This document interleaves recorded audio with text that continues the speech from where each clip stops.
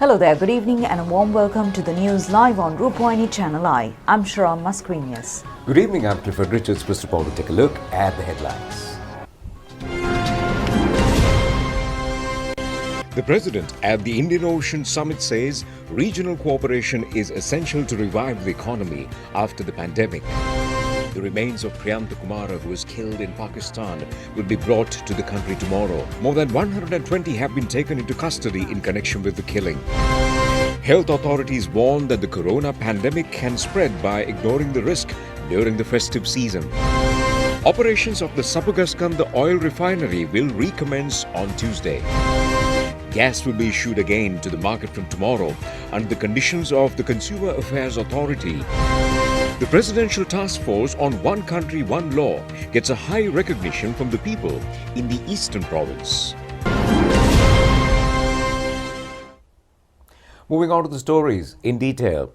President Gotabaya Rajapaksa has emphasized that all countries in the region should cooperate to revive the economy after the pandemic. The President mentioned this in his inaugural address to the Indian Ocean Summit. Well, the summit is taking place in Abu Dhabi in the United Arab Emirates with the attendance of foreign ministers of 18 countries and also 200 delegates of more than 40 countries. The Indian Ocean Summit commenced in 2016 with the aim of discussing common aspirations and problems of the Indian Ocean countries and other countries which use the ocean. The theme of the summit this year is Environment, Economy and Pandemic. Addressing the summit, the President said that although the huge expenditure was incurred due to the measures taken by the countries around the world to fight the pandemic, the process to save a huge number of lives cannot be measured. The COVID pandemic has challenged the economic growth of the country. The President has pointed out that it is seriously affected the developing countries.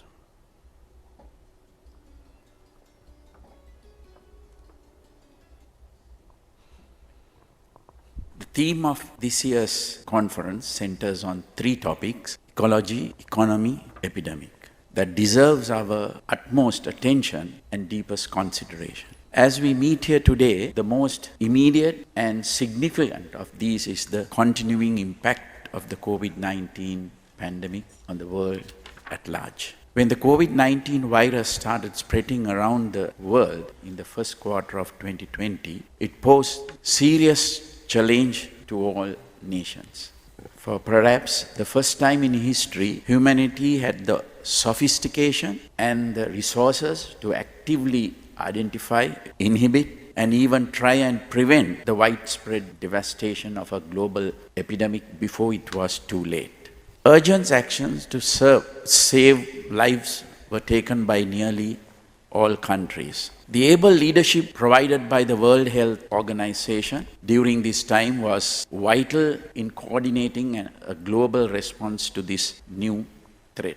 The cooperation between nations in the early stages of the pandemic, including sharing data and technical expertise, supporting capacity building in healthcare systems, and financial assistance was truly laudable. Sri Lanka took action to curb the spread of the virus very early on. A national task force involving all key stakeholders within and outside government was set up to oversee our pandemic response. We have now vaccinated 85% of all over the age of 16 with 2 doses of a COVID-19 vaccine, with 98% having received at least 1 dose. This rapid rollout of vaccines was facilitated by the military, which set up and operated vaccination centers, including mobile services throughout the country to help protect our public in record time. We greatly appreciate the generosity of India, China, the United States of America, and Japan, all of whom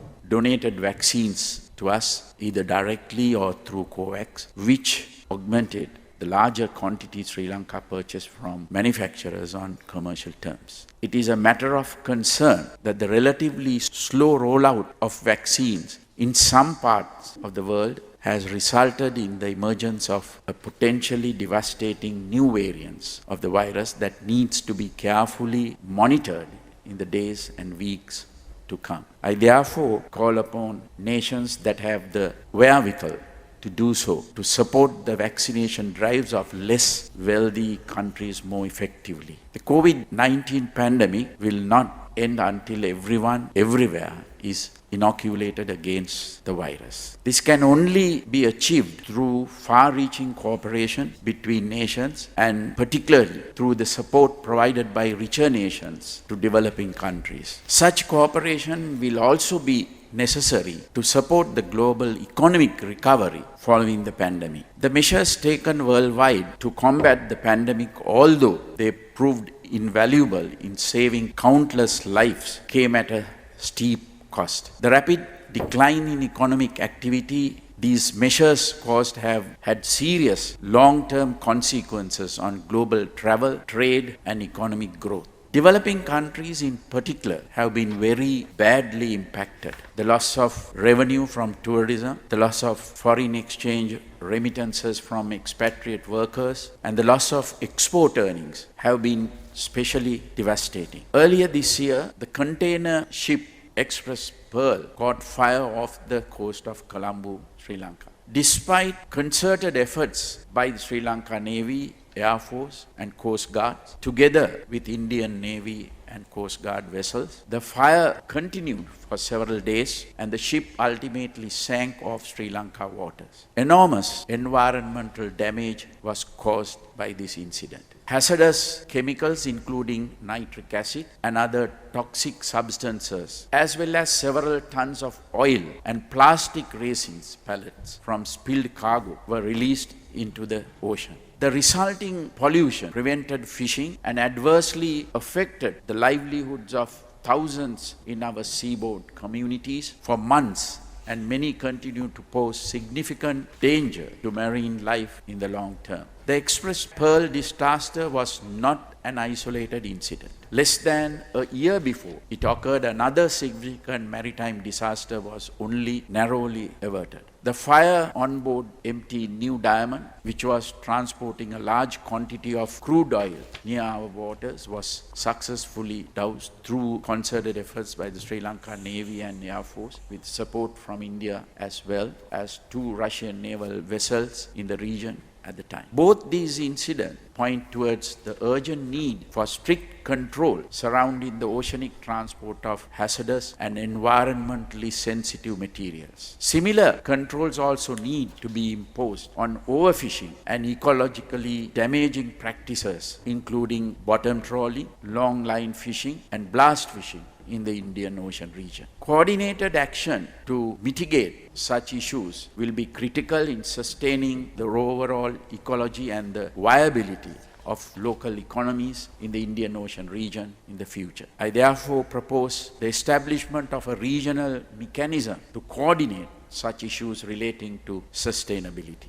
Narcotics trafficking remains a significant problem for countries in this region. Sri Lanka has spent considerable effort over the past several years on intercepting shipments of narcotics, including heroin, ice, and cannabis, by criminal networks that operate in its waters. These are truly transnational networks whose different aspects are overseen by criminal operatives from various nations. Often, the leaders of a particular drug network are based in one nation, while the drugs they traffic in are produced in a different country and transported by persons of various nationalities to yet other countries around the region. Due to the complex transnational nature of these networks, they can only effectively be dismantled through coordinated efforts between the intelligence services, coast guards, and navies of regional countries. Further, improving intelligence sharing and cooperation within the region is therefore critically important to curbing these threats. Similar coordination and cooperation will be required to contain human trafficking, which has become a lucrative business for criminal operatives in this region. Sri Lanka has been used in past years both as source and as a transit point for illegal migration to Oceania. However, this activity has by now been largely curbed through close cooperation between the Sri Lankan and Australian governments. This is a very good example of what can be achieved through greater coordination between countries. As we go forward, such coordination will also be required to counter the threat posed by religious extremism and terrorism in countries in the region. As Sri Lanka's experience with the devastating Easter Sunday attacks of 2019 has shown, this problem too is not one that can be contained to any specific locality. Extremist and terrorist ideology can spread with ease from nation to nation unless carefully monitored and suppressed. The only way to do this is through intelligence sharing and other forms of intergovernmental action, which I strongly advocate for. I'm confident that with greater international cooperation, countries in our region will be able to better withstand all the challenges that they face in terms of ecology, economy, and epidemics. The meeting between President Gotabaya Rajapaksa and Deputy Ruler, Deputy Prime Minister and Finance Minister of Dubai, Sheikh Maktoum bin Mohammed Rashid Al Maktoum, took place yesterday at the Dubai Expo 2020 exhibition premises. The two leaders said that the meeting has strengthened the friendship between the two countries. The President also extended greetings in connection with the 50th National Day celebrations of the UAE. The President informed the Deputy Prime Minister of Dubai about the progress of the COVID eradication and vaccination program and future economic plans. The President said that Expo exhibition stall would assist to take Sri Lanka's culture and identity to the world and thanked for the opportunity given. Thereafter, the President joined to view the Expo 2020 exhibition on an invitation of the Deputy Prime Minister. The Expo exhibition, which is spread over 183 hectares of desert land, is attended by 192 countries. The exhibition, which commenced on the 1st of October under the slogan Connecting Minds and Creating Future, will be held until the 31st of March next year. The President visited the exhibition stall of the UAE and made an entry on the special guests book. The President also met Prime Minister and ruler of Dubai, Sheikh Mohammed bin Rashid Al Maktoum, while viewing Sri Lanka's exhibition stall. The President informed Dubai Prime Minister about the investment opportunities in Sri Lanka. It is expected that the Expo 2020 exhibition will assist to promote many sectors including tourism, tea and textiles. President's Chief Advisor Lalit Biratunga and Sri Lanka's Ambassador to UAE, Malraj De Silva, were present on the occasion.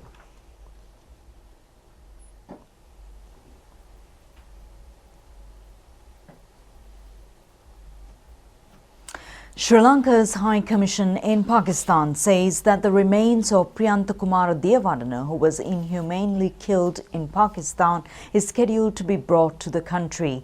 More than 120 Pakistan nationals have been arrested in connection with the incident. Among the arrested are persons who assaulted him and took videos of the incident. The main suspect, Farhan Idris, has been arrested. It is reported that certain employees were not in favour of Mr. Priyantakumara maintaining strict discipline in the factory. Foreign media says that the incident occurred due to removal of a poster on a nearby wall of the office of Mr. Priyantakumara's factory premises. Extremists belonging to the Tehreek-e-Labbaik Pakistan, who were angered by the removal of the poster, had committed the inhumane act. Officials say that strict punishments will be given to those who are connected to the incident under Pakistan's criminal law. Many groups, including businessmen in Pakistan, have expressed their regret to the death. It is reported that nearly 80 have been taken into custody following the incident under the Anti-Terrorism Act. Pakistan Prime Minister Imran Khan yesterday issued a statement stating that the date of the inhumane killing can be considered as a day of shame. Foreign media reports extensive investigations are being conducted into the incident. Protests are being conducted in several cities in Pakistan against the killing of Mr. Priyantakumara. One such protest had been organised yesterday in Karachi by civil society members. Several women's organisations have also protested against the killing. Public in Pakistan have released video over social media personally asking for forgiveness.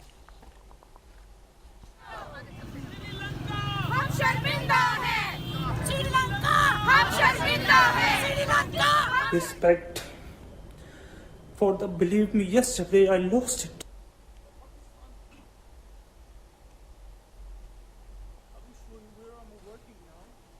State Minister Priyanka Jayaratne had issued a special statement today stating that he was shocked by the incident and Sri Lanka and Pakistan leaders have paid special attention in this regard.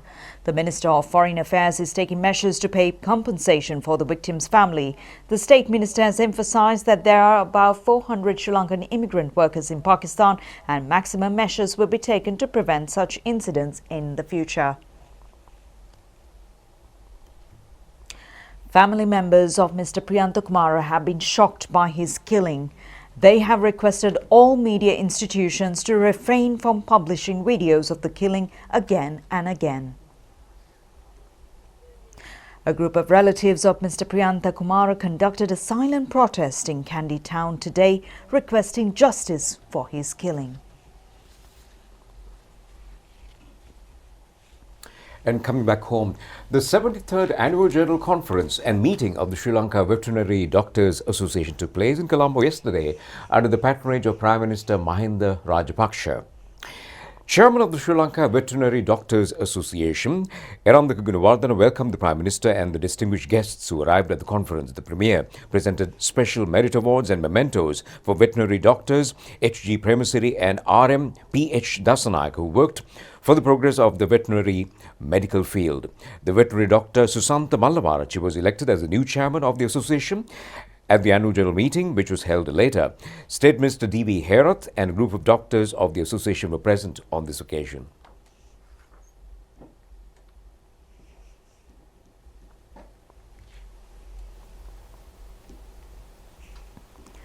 Health authorities say that there is a risk of spreading COVID island-wide by ignoring the risk during festive season in the background where a patient infected with Omicron variant has been found from the country.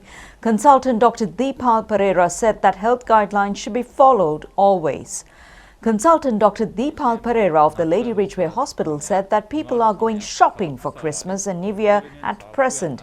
If the risk is ignored, there is a danger of spreading the variant around the country. The Omicron variant can be spread easily. Many people have planned to go on trips during December. It is essential to limit travelling except for an essential need. If not, the country may have to be closed next year as well. අපි අපේ ගමන් සීමා කරන්න. එහෙම නැත්නම් ආපහු සැරයක් ලබන අවුරුද්දත් අපිට රට වහගෙන ඉන්න වෙයි. 586 COVID patients were found from the country today. 10,735 are undergoing further treatment. 316 have recovered today from the virus. So far, 542,326 have recovered. The Director General of Health Services confirmed today that 21 COVID-related deaths which occurred yesterday, 18 out of them are about 60 and more than 60 years. 3 of them are between the ages of 30 and 59 years. Minister Prasanna Ranatunga says that there is no preparations to close the country again. He mentioned this when he met BBC South Asia manager Rahul Zood and South Asia marketing director Vishal Barnatkar, who are touring the country recently. The minister asked their views about the present process at the Katnaik International Airport. They said the activities at the airport are taking place efficiently. Chairperson of the Tourism Development Authority, Kimali Fernando, also attended the discussion. Meanwhile, 30,635,061 vaccine doses have been given to the people under COVID vaccination program. 15,943,166 have been given the first dose of the vaccine. 13,763,844 have been given both doses of a vaccine. The booster dose has been given to 928,051. Another consignment of Pfizer vaccine manufactured in the US was brought today to the country from the Bandar Naik International Airport. The Ministry of Power and Energy says operations of Sapagaskanda Oil Refinery will commence on Tuesday. A refining of oil was suspended temporarily on the 15th of last month. Well, Sapagaskanda Oil Refinery produces burnt oil for electricity generation, aviation fuel and kerosene. The government decided to temporarily suspend the crude oil importation considering the low demand for burnt oil with the increase of generation of the hydroelectricity and heavy rains as a solution to the dollar shortage. The government said it will not allow the fuel shortage to occur in the country. Minister Uday Gammanpilla said that the decision was taken to properly manage foreign exchange by limiting it only for the importation of essential goods. It is expected to close the refinery only for 50 days, he said. However, due to the statement of a trade union leader representing the Samagi Janabal Vege, people stayed in long queues near fuel stations.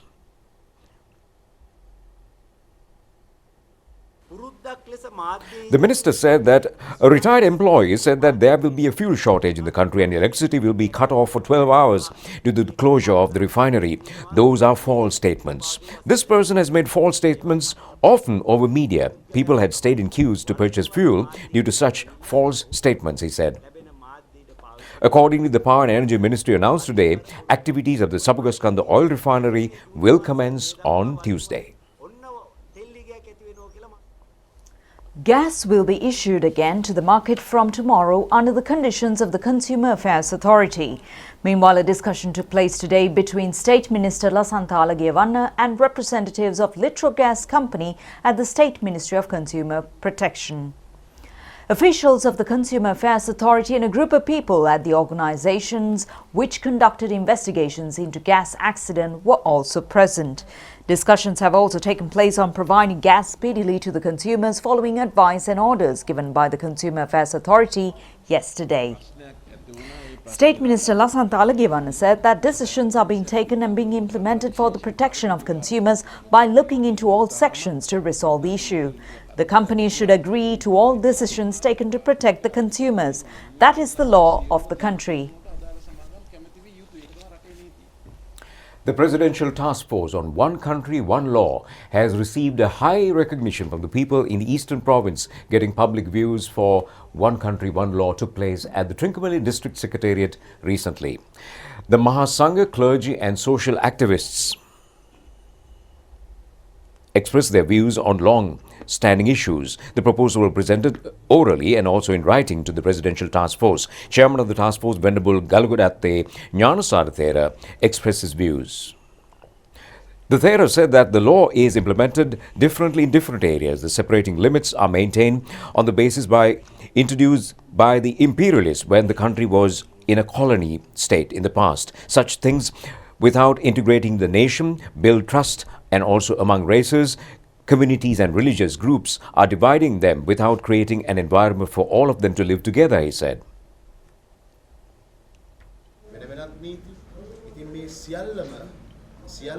Members of the task force were taken to the Badriya Jumma Mosque, the Kathankudi 6 Kalmune Mosque, and also the Kadatkare Mosque and the other religious places in the area. The two parties exchanged views cordially and the blessings were invoked, conducting special religious observances. They said that arriving in the East to get the views of the people for the Presidential Task Force for One Country, One Law is an honor to the people in the province. Getting views from the Eastern Province, which took place for 3 days, ended today.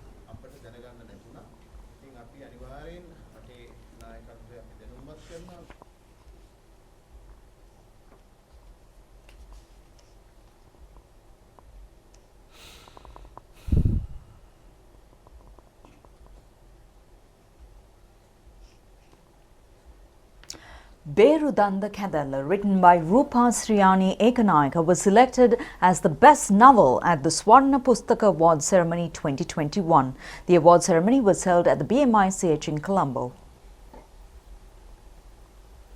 The award ceremony, which is annually organised by the Sri Lanka Book Publishers Association, was held for the 15th time this year.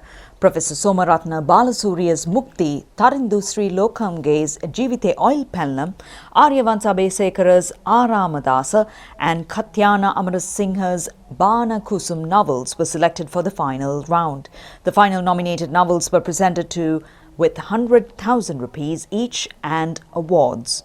The best novel was presented with 250,000 rupees and the Swarna Pustaka Award. Chief guest of the ceremony was State Minister Vidura Vikramanayaka. Well, the SLT Mobitel Sabuddhi Sports Literary Awards ceremony took place yesterday at the Duncan White Auditorium of the Sports Ministry under the patronage of Minister Namal Rajpaksha. Well, the aim of this ceremony is to recognize the sports journalists and also sports literary persons, researchers in sports literacy, and also the sports writers who take the talents of sportsmen and women to the people. Awards were presented for electronic, print and social media. The award winners were selected by a judge board under the chairmanship of the Director General of Sports Medicine Institute, Dr. Lanka. Awards were also presented to Dinesh Priyantha and Samita Dulan, who brought recognition to Sri Lanka at the Paralympic Games. National Television received a Merit Award under the Sports Literary Awards sector. The award ceremony was held for the second time with the sponsorship of SLT Mobitel.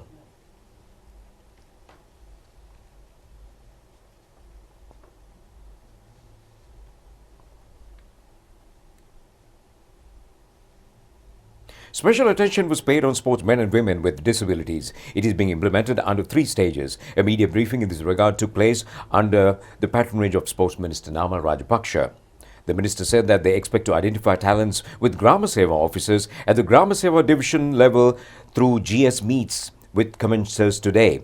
Sports meets are taking place at many schools in March. The talents of sportsmen and women who will be selected from GS meets can show their talents at the sports meets. The sportsmen and women in villages can send their videos with the sporting talents to the sports ministry through internet. President Gotabaya Rajapaksa has refused to accept the resignation letter of Chairman and Board of Directors of the Board of Investment. They announced their resignation last week. Their active and productive contribution are important for foreign investment promotion to the benefit of the country and for the post-COVID economic change. The letters sent to them by the President's Secretary Dr. P.B. Jayasundara has said that the President's support would be available for them to continue their services since a high confidence is placed on them. Meanwhile, the Board of Investment is approved nearly $2 billion of investments by November this year. Investments of $760 million have been received in the first half of this year and $400 million out of that are foreign investments. In other stories, Minister Mahindananda Alutgamage says that plantation sector will be made profitable within next 2 years. He mentioned this during a function at the Hanguranketha yesterday. The swimming pool, wildlife park, open restaurant and several other facilities at Hanguranketha Rahatungoda estate were vested with the public yesterday. They have been built under the ecotourism concept. Rahatungoda estate is consisted of an organic tea plantation of 290 hectares. Constructions of the Valisara Height residencies for middle-income earners commenced recently. The housing complex is being built at a Valisara Maligavatta area. 408 housing units are scheduled to be built at 17 buildings consisting of 5 stories. One housing unit will have 2 rooms, a kitchen, a balcony and 1 washroom. Apart from that, 204 houses with 980 square feet are also being built. State Minister Janaka Vakkumara says that the State Ministry aims to cultivate 5 million cinnamon saplings. He mentioned this while opening the Nivitigala Agriculture Export Processing Zone. Cinnamon and cashew samplings were distributed among the people on the occasion. The Media Centre of the Sri Lanka Podujana Peramuna has completed 3 years today. It was launched under the guidance of founder of the Sri Lanka Podujana Peramuna, Minister Basil Rajapaksa. Well, the Sri Lanka Podujana Peramuna Media Centre was launched on the 5th of December 2018. It was launched for the media operation process to brief the people on action against people implemented by the then Good Governance government. The Media Centre was launched with all modern facilities including technical, recording and distribution units. It was launched as the first media operations centre belonging to a local political party. It was possible to conduct media operations successfully during the past elections due to the centre. Sri Lanka Podujana Media Centre says that they expect to work closely with all media organisations in the future as well on instructions of the party founder, Minister Basil Rajapaksa.